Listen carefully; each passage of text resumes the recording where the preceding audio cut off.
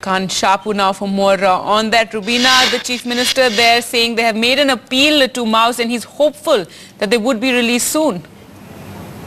Gargi, first and foremost, in his interview, he has indicated that the 4 corps who are still being held hostages by the Naxals are safe and very much alive. So very optimistic over there. And second, there is a lot of sense of hope and optimism because the Chief Minister said that they have been in touch with Maoist sympathizers like Varvara Rao, and they have also taken the help of renowned social worker Swami Agnivesh to negotiate, to start a dialogue with the Maoists, and they are constantly in negotiation with the Maoists to release these corps without attaching any conditions. And as CM said that the talks are still on, they are very optimistic, and that there is a high possibility of these corps being released as soon as possible. Another thing, Gargi, yesterday the 48-hour ultimatum had ended yesterday at 7 p.m. and it is only through these negotiations with the Maoists that the deadline was extended to another 24 hours, and that deadline is coming to an end today evening. So here the Chief Minister is very hopeful that they will be released soon. But again, when is a big question, and unless there is a physical evidence that these cops come back in person, all we can do is wait and watch and hope. Gargi. Right, Rubina, thanks so much for joining us with that. The Chhattisgarh government, they're hopeful of the cops being released soon. Well, news now from Jammu and Kashmir, and there's been a major ceasefire violation in the Krishna Ghati sector of Poonch. 4 posts of the Indian Army have been targeted there, and we can go across now to Zafar, who joins us for more. Zafar, firing's been going on now for at least an hour.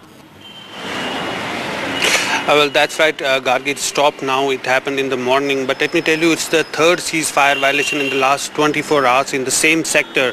4 posts of the Indian Army have been targeted by Pakistan. Army sources say whenever there is high-level meeting between leaders of the 2 countries, that time generally the Pakistani Army resorts to ceasefire violation. Also, it could be an attempt to facilitate infiltration, but that generally happens during the night. However, this time we see firing taking place during daytime. So clearly an aggressive stance taken by the Pakistan.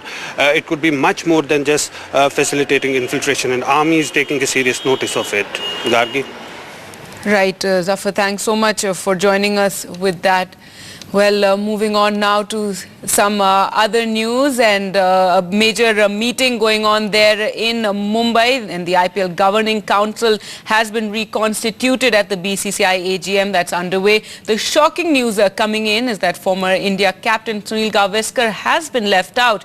Sunny was among the 3 former India captains in the council. However, the other 2, Ravi Shastri and Tiger Pataudi, are likely to be retained. The panel is being reconstituted to make sure that suspended IPL boss Lalit Modi is removed from all posts.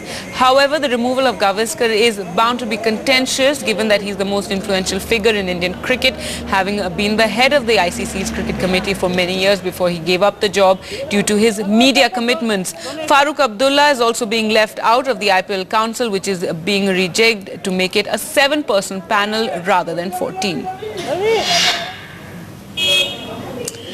Right, and that AGM underway in Mumbai with several key decisions being taken, and as we said, Rajiv Shukla is expected to replace Lalit Modi as Vice President from the Central Zone. Former BCCI Secretary Niranjan Shah will too be promoted to the post of Vice President in place of Chirayu Amin, who now heads the IPL, and President Shashank Manohar and Secretary N. Srinivasan are expected to continue in their respective posts, while the Chennai Super Kings owner Srinivasan, in fact, will also be the President-elect. He'll take over the reins in September next year.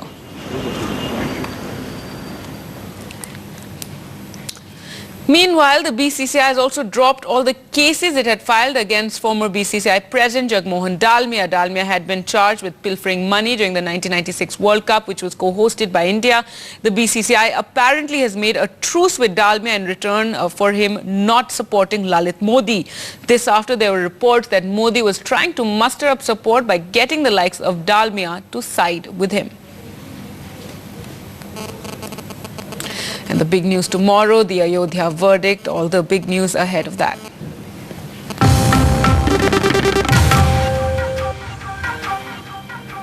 Well, the centre bracing for that verdict tomorrow. UPA chairperson Sonia Gandhi's appeal to all to maintain harmony. In a message, she said, "We know that a decision on this important issue is expected by the Allahabad High Court tomorrow.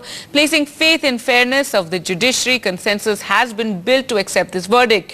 I appeal to you to maintain peace, harmony and brotherhood and to accept the verdict graciously. Unity is the strength of our society." In fact, with the Supreme Court clearing the way for that verdict, which will be announced at 3:30 tomorrow, the centre has appealed for calm and several measures have also been put in place to ensure peace. The ban on bulk SMSs continues. Kerala, Karnataka and Madhya Pradesh have been identified as trouble-prone and 32 places have also been identified as sensitive. Central forces would be just 10 minutes away and on call with extensive deployment near these sensitive spots. Also, cities like Delhi and Hyderabad have been identified as restricted sites where no pillion riders or parking will be allowed near these areas. News now of a young Dalit girl who was allegedly gang raped by 6 men, including sons of a deputy collector and a head constable in Mandla town of Madhya Pradesh.